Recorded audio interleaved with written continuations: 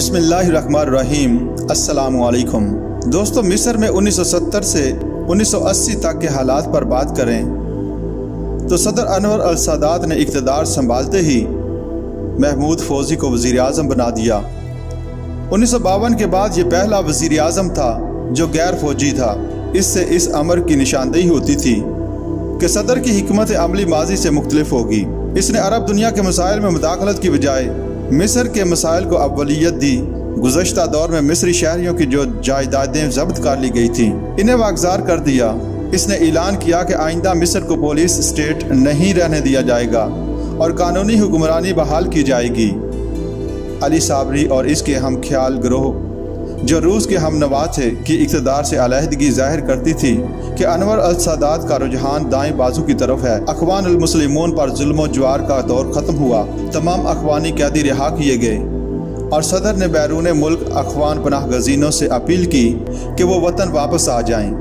جن قیدیوں کے ساتھ جیل میں ناروا سلوک کیا گیا تھا انہیں معاوضہ دیا گیا۔ اس جماعت کے اخبار روزنامہ الدعوت کی اشاعت بحال کر دی گئی۔ مارچ 1976 میں اخوان المسلمون کو سیاسی جماعت کی حیثیت سے کام کرنے کی اجازت دے دی گئی۔ 1967 کی جنگ کے بعد اسرائیل سینائی علاقے اور نہر سویز کے مشرقی کنارے پر قابض تھا۔ کشیدگی بدستور موجود تھی اور مستقل امن کی کوئی صورت نظر نہیں آ رہی تھی۔ چنانچہ 6 اکتوبر 1973 کو اسرائیل کے خلاف چوتھی بار جنگ کا آغاز ہوا۔ اس سے قبل ہمیشہ اسرائیلی فوجوں نے پہل کی تھی، مگر اس دفعہ مصر نے حملہ کیا اور بڑی ہوشیاری سے ہزاروں آدمی نہر سویز کے پار پہنچا دیے۔ نہر سویز کے مشرق میں اسرائیلی دفاع، جسے بالے لائن کہا جاتا تھا، بالکل ناکام ہو گیا۔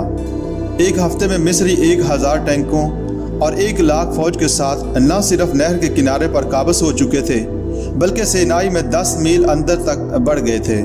ساتھ ہی شامی محاذ پر بھی جنگ چھڑ گئی، جہاں ابتدا میں عربوں کو کامیابی ہوئی، مگر پھر گولان کی پہاڑیوں پر اسرائیل نے پیش قدمی شروع کر دی اور دمشق کو خطرہ لاحق ہو گیا۔ تاہم دوسرے عرب ممالک عراق، اردن، سعودی عرب، مراکش، تیونس کی فوجیں آ گئیں۔ حالات سنبھل گئے۔ 1 ہفتے کی جنگ کے بعد مصری محاذ پر بھی اسرائیل کا جوابی حملہ۔ کڑوی جھیل کے قریب اسرائیل کی 15,000 فوج اور 350 ٹینک سویز کے مغربی کنارے پر آ گئے اور انہوں نے مصر کے اندر 15 میل تک پیش قدمی کی۔ 11 نومبر کو سیکورٹی کونسل کی کوشش سے جنگ بندی ہو گئی۔ مصر اور اسرائیل کے نمائندوں کے درمیان طویل گفت و شنید کے بعد 18 جنوری 1974 کو فوجوں کی واپسی کا معاہدہ طے پایا۔ اس کی روح سے نہر کے مشرق میں مصر کی فوج 7000 افراد اور 30 ٹینکوں تک محدود کر دی گئی اور فضائیہ کو مارنے والے میزائل نہر کے مغرب میں 12 کلومیٹر پیچھے ہٹ گئے۔ اسرائیل نے نہر کے مغرب سے اپنی فوجیں واپس بلا لی اور سینائی میں اس کی فوجیں نہر سے 28 تا 48 کلومیٹر پیچھے ہٹ گئیں۔ بعد میں امریکہ کے ڈاکٹر کسنجر کی کوشش سے اسرائیل اور شام میں بھی عارضی مساحلت ہو گئی۔ جنوری 1975 میں صدر سادات نے اعلان کیا کہ اگر باقاعدہ معاہدہ طے نہ ہوا تو جنگ کا چھڑ جانا لازمی ہے، اس لیے کہ نہ جنگ نہ امن کی کیفیت زیادہ دیر تک جاری نہیں رہ سکتی۔ اس سال صدر سادات نے امریکہ کے صدر فورڈ سے اس مسئلے پر آسٹریلیا میں بات چیت کی۔ بعد میں اسرائیلی وزیر اعظم رابن کو واشنگٹن میں طلب کر لیا گیا اور بالآخر فورڈ پلان مرتب کیا گیا۔ ادھر مصر نے اعلان کیا کہ اقوام متحدہ کی ہنگامی فوج میں مزید توسیع نہیں کی جائے گی۔ اس سے جنگ کا خطرہ پیدا ہو گیا۔ آخر میں بین الاقوامی دباؤ کے تحت صرف 3 ماہ کی توسیع کی گئی، بلکہ اب سفارتی کوششوں میں تیزی پیدا ہو گئی۔ امریکہ نے اسرائیل پر دباؤ ڈالا اور بالآخر مصر اور اسرائیل کے درمیان جنگ نہ کرنے کا معاہدہ طے پایا۔ ستمبر 1975 میں جنیوا کے مقام پر اس پر دستخط کیے گئے۔ اس معاہدے کی روح سے یہ طے پایا کہ اسرائیلی فوجیں درائے مطالعہ سے ہٹ جائیں گی اور اس علاقے کے تیل کے چشمے مصر کے حوالے کر دیے جائیں گے۔ سینائی میں دونوں ملکوں کی بالمقابل فوج کی تعداد 8000 سے زیادہ نہیں ہوگی۔ اسرائیل کا غیر فوجی سامان نہر سویز سے گزر سکے گا۔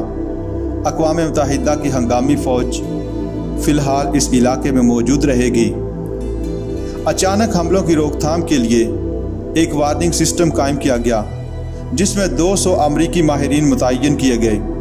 اگر عرب ممالک نے اسرائیل سے جنگ چھیڑ دی تو مصر ان کا ساتھ نہیں دے گا۔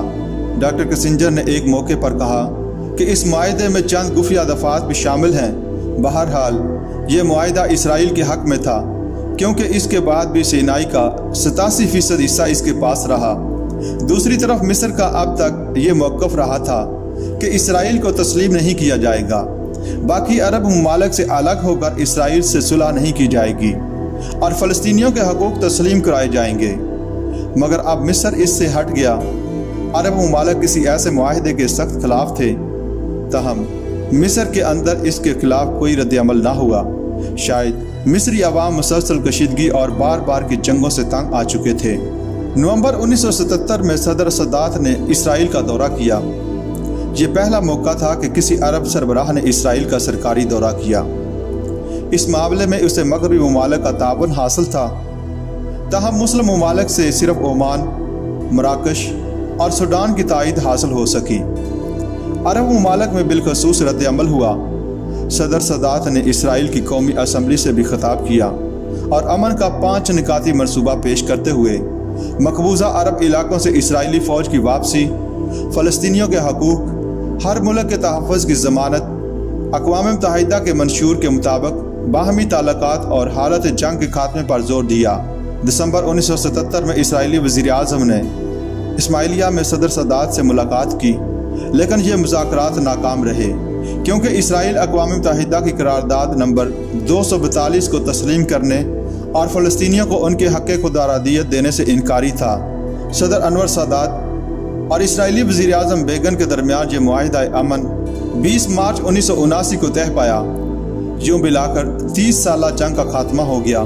اس معاہدے کی روح سے تمام سینائی میں مصر کی بالادستی کو تسلیم کیا گیا اور طے پایا کہ اسرائیلی فوجیں بتدریج واپس بلا لی جائیں گی۔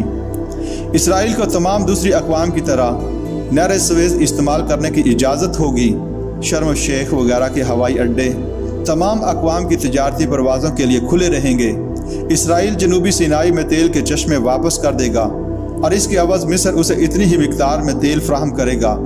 دریائے اردن کے مغربی کنارے اور غزہ کے علاقے کی خود مختاری کو اصولی طور پر تسلیم کر لیا گیا، تاہم اس سلسلے میں یہ کہا گیا کہ مصر، اسرائیل اور اردن باہمی بات چیت کے ذریعے سے تفصیلات طے کریں گے۔ اس معاہدے پر مرحلہ وار پروگرام کے تحت عمل درآمد شروع ہوا۔ نومبر 1979 میں کوہ سینائی مصر کی تحویل میں دے دیا گیا۔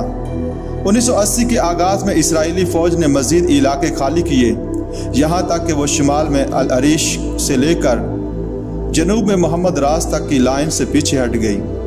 اس طرح سینائی کا 2/3 حصہ مصر کے قبضے میں آ گیا۔ اس معاہدہ امن کے خلاف تمام عرب ممالک میں شدید احتجاج اور مظاہرے ہوئے۔ عرب ممالک نے متفقہ طور پر اس معاہدے کو مسترد کر دیا اور اسلامی کانفرنس اور افریقی ممالک کی تنظیم سے مصر کی رکنیت کو خارج کر دیا۔ مصر کے اندر بھی صدر سادات کے خلاف مخالفت کی شدید لہر دوڑ گئی۔ مصر کے مذہبی حلقوں نے کیمپ ڈیوڈ معاہدہ کے خلاف شدید رد عمل کا اظہار کیا، یہاں تک کہ حکومت نے ملا کر 1600 سے زائد مذہبی کارکنوں کو گرفتار اور 40,000 مساجد کو سرکاری تحویل میں لے لیا۔ اقوام متحدہ کے سیکرٹری جنرل والڈ بائم نے بھی اعتراف کیا کہ کوئی بھی معاہدہ اس وقت تک مفید نہیں ہو سکتا جب تک کہ فلسطینیوں کا مسئلہ حل نہ ہو، جبکہ اس معاہدے میں فلسطینیوں کو نظر انداز کیا گیا۔ پاکستان کا موقف بھی یہی رہا کہ مشرق وسطیٰ میں اس وقت تک پائیدار امن قائم نہیں ہو سکتا جب تک کہ اسرائیل سارے مقبوضہ عرب علاقے خالی نہ کرے، بیت المقدس کو عربوں کے حوالے نہ کیا جائے اور فلسطینیوں کے حقوق بحال نہ کیے جائیں۔ 6 اکتوبر 1980 کو فوجی پریڈ کے معائنہ کے دوران صدر انور سادات قتل کر دیے گئے۔ نائب صدر حسنی مبارک صدارت کے عہدے پر فائز ہوئے۔ صدر حسنی مبارک نے عرب دنیا بالخصوص سعودی عرب کے ساتھ مصر کے تعلقات کو معمول پر لانے کے لیے اہم اقدامات کیے اور اب مصر کے تعلقات عرب دنیا کے ساتھ نہایت خوشگوار بنیادوں پر استوار ہیں۔